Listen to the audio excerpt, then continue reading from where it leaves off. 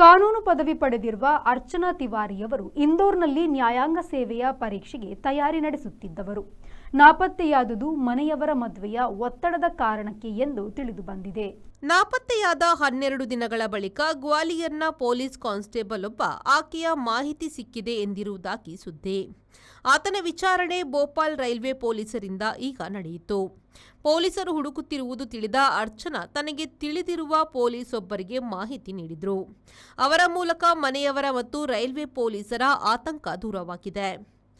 Archana Tiwari August 7ರಂದು ಮಧ್ಯಪ್ರದೇಶದ ಇಂದೋರ್ನಿಂದ ಕತ್ನಿಗೆ ಹೋಗಲು ರೈಲು ಹತ್ತಿದ್ರು. ಭೋಪಾಲ್ ನಿಲ್ದಾಣ ತಲುಪಿದಾಗ ತಾಯಿಯ ಜೊತೆಗೆ ಮೊಬೈಲ್ನಲ್ಲಿ ಮಾತನಾಡುತ್ತಿದ್ರು. ಭೋಪಾಲದ ಉಮಾರಿಯಾ ನಿಲ್ದಾಣದಲ್ಲಿ ಅರ್ಚನಾರ ಬ್ಯಾಗ್ ಕೇಳುವವರಿಲ್ಲದೆ ಬಿದ್ದಿತ್ತು. ಭೋಪಾಲ್ರ ರಾಣಿ ಕಮಲಪತಿ ನಿಲ್ದಾಣದ ಬಳಿಕ ಆಕೆಯ ಮೊಬೈಲ್ ಲೊಕೇಶನ್ ಕೂಡ ಸಿಕ್ಕಿಲ್ಲ.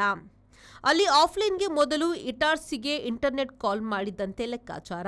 ಹತ್ತಿರದ ಮಿಡ್ಘಾಟ್ ಅರಣ್ಯದಲ್ಲಿ 3 ಪೊಲೀಸ್ ತಂಡಗಳು, ಡ್ರೋನ್ ಕ್ಯಾಮೆರಾ, ಡೈವರ್ಗಳ ಸಹಿತ ಹುಡುಕಾಡಿದ್ದೆಲ್ಲ ಆದ ಬಳಿಕ ಅರ್ಚನಾ ಪತ್ತೆಯಾಗಿದ್ದಾರೆ.